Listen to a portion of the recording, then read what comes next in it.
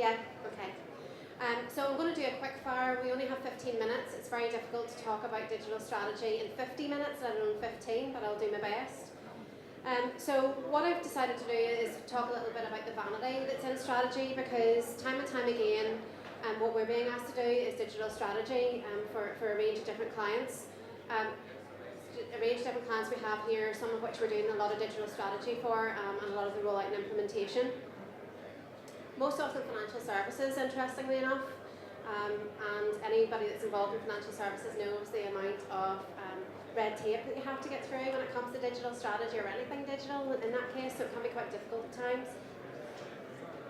So in essence, I'm going to give you the quick fire, let you know what strategy is in terms of an overhead definition of it. The core elements, really, you need to get absolutely right. So these are the core elements that I'll always look for and always make sure that we're delivering. Differentiate for you the difference between vanity metrics and sanity metrics, as I like to call them, and then 7 steps to manage that. So overall, digital strategy really should be a channel strategy.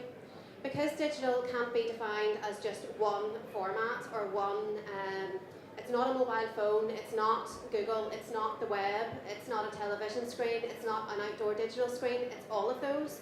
You need to break down your digital strategy into channels and understand those. You need to also understand the channel behaviour, so what happens within each of those channels. For example, the audience that hits your website is not the same audience that might be interacting with you on your social media channels. That's a fact, right the way across the board. So absolutely you need to make sure that you are looking at those metrics and you're informed by the behaviour that's happening in each of those separate channels. You need to base it on objectives, cold, hard objectives, not fluffy ones, and make sure that you are really understanding and defining those, as well as the benefits that those channels bring. So I'm not saying ignore the fluffy ones altogether. What I'm saying is take the hard ones into effect when you're looking at the fluffy ones, if that makes sense. Make sure that you're prioritising your audiences. So for example, if you are looking at your individual channels, your target audience, for example, if it happens to be the 17 to 25-year-olds, you're probably going to want to prioritise those in your social media channel over and above your web channel, for example.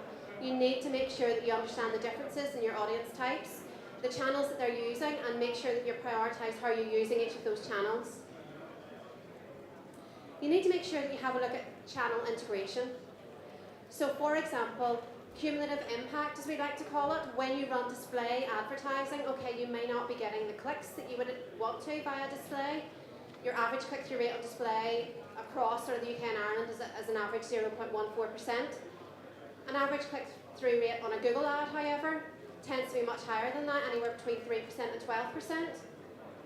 But both of those will actually have an impact on your organic channel, so those people just clicking through in your organic listings on Google. So you need to understand how each of those channels interact to allow you to make the most out of those individual channels and understand what cumulative impact you can garner from each of them. When you're setting budgets for digital, it's really, really important that as well as setting budgets per channel, you have a look and you're aware of budgets for a number of different factors. The first one's acquisition. There's an old adage is it's way more expensive to get a new customer than it is to keep an existing one. That's absolutely true.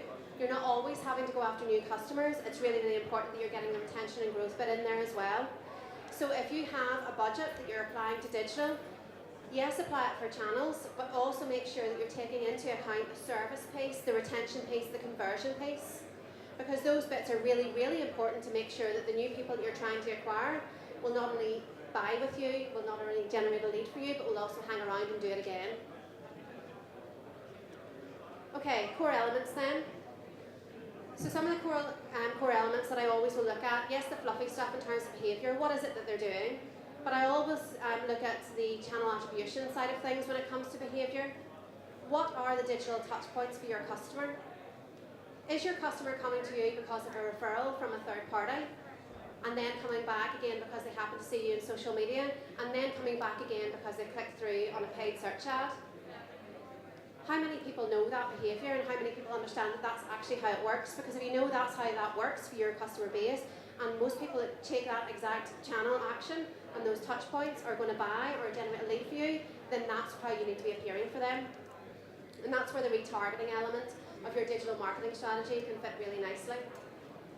Your stats and analysis, so yes, the Google Analytics side of things. Also have a look at some other tools, and have a look at some lead generation tools, understand the visitors that are coming through onto your website, making sure that you understand the behaviour even of your own website in terms of conversion rate optimization. Which buttons on your website work the best? Have you tried different colours in those buttons? Are you actually understanding why people are converting and how? If not, you need those facts. You need to understand that, because that's effectively a leaky bucket if you don't have that fixed. You might be acquiring lots of customers, but if you're not changing that into leads or sales, then you're losing them. So you need those core sort of sanity figures to make sure that you're going to be able to develop a cohesive strategy and understand how each of those channels fit in together. Okay, so this little diagram basically breaks the three areas that I traditionally will approach a strategy by initially. So the first one really is the opportunity. What is the digital opportunity for your business out there? How is digital currently contributing to your business? Are most of your sales and leads being generated offline or online? And if they're not being generated online, why do you think that is? Have you done any investigations in that? The next step is a digital capability review. You know, if you're wanting to go down the digital road and really up the ante in that side of things, you need to make sure that you have a framework to allow you to do that. So is your website up to spec? Do you have somebody internally that can actually manage a lot of this for you, or are you going to outsource it? And if you're going to outsource it, then have you the budget, number one, and have you set KPIs for what you want to achieve?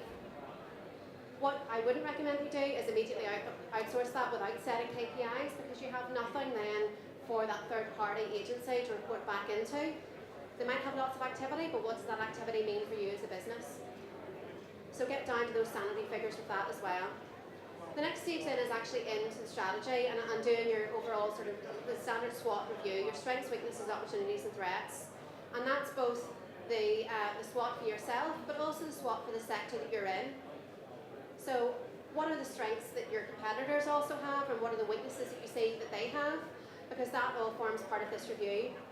You then need to define that vision and set yourself a roadmap as to how you're going to achieve that, because if you do need to recruit the staff in-house, if you need training in-house for your staff to achieve it, that needs to be factored in.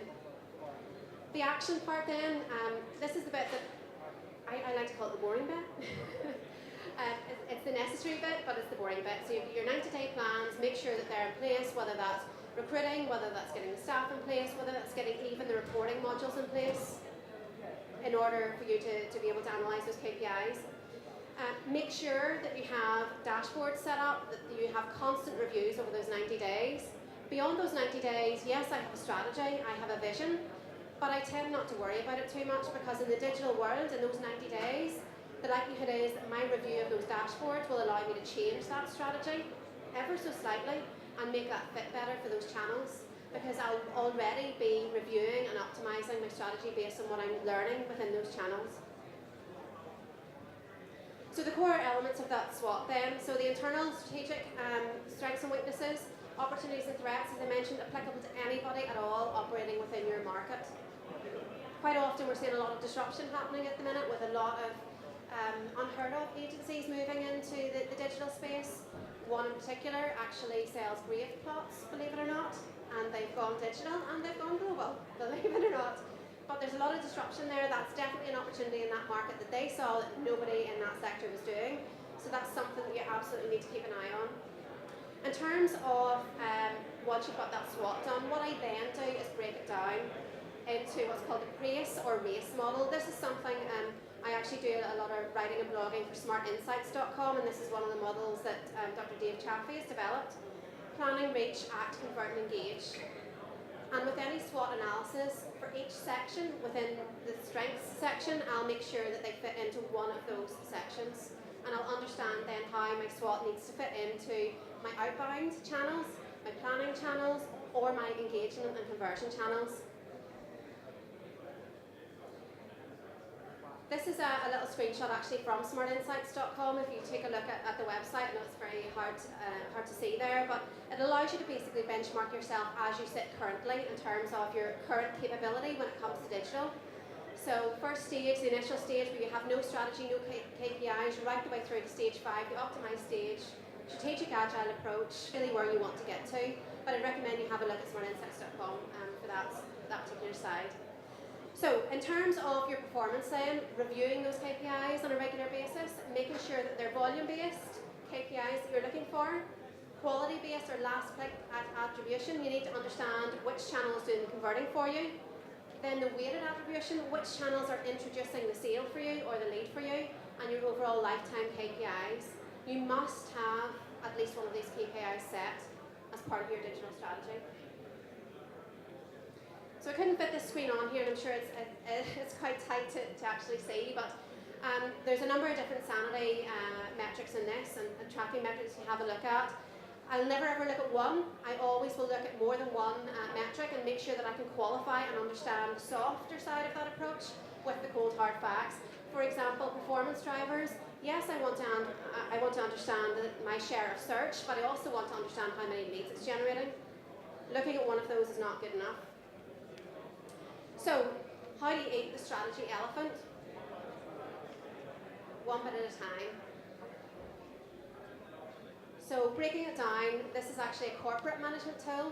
Now, it's normally only used by the likes of Deloitte and so on when they're doing corporate strategies, but it's something that I've actually found a great deal of help whenever it comes to actually laying out digital strategy. So, in terms of the strategy piece, how does it align with your overall business strategy? Key, if it doesn't fit in with the overall business strategy, you're going nowhere with it. Does your business structure facilitate this new strategy, or do you need to employ or introduce additional levels? Do you have the systems in place? Do you have the staff? Is the culture the right fit? Do you have the correct skill sets, and do you have shared values? Very standard corporate speak here, but very, very much part of a digital strategy to making sure it works. So in terms of those sanity objectives, again, I've used the RACE model to make sure that this is really cohesive the whole way through. So looking at your reach objectives, are you getting out there in terms of awareness, the social channels, the ACT? In terms of your owned platforms, the one that you own, are you generating leads? The conversion side of things, how good are your actual conversion rates, and can you get those better? The engagement side of things, do you have loyal customers, and are you bringing them back to you? Example. So you must make sure that for each of those, you're substantiating what you think you're going to see. You need to have had at least some evidence there, or estimate what you think you're going to get. You need to detail the strategies you will use to achieve each of these and set your roadmap then, and a 90-day one is great. So I mentioned in terms of vanity versus sanity. These are some examples of some vanity KPIs, things like bounce rates, I had so many shares, I had so many likes in social media. That's all wonderful, but what does that really mean? Well, actually, have a look at this. So shares, I want to see the number of leads as well that I receive from those shares. Okay, I may have reached 10,000 people, but how many people actually clicked through to my website and bought something? Paid search metrics, okay, I had great brand awareness there, but again, how many sales did I get from that? So you need to make sure that you're looking at those sanity metrics and qualifying absolutely everything, because yes, the brand awareness is one side of things, but if we're missing the sanity bit, it's not going to be pretty. So vanity can be a bad thing if we're not looking at the sanity figures. So that was strategy in 15 minutes. Thank you.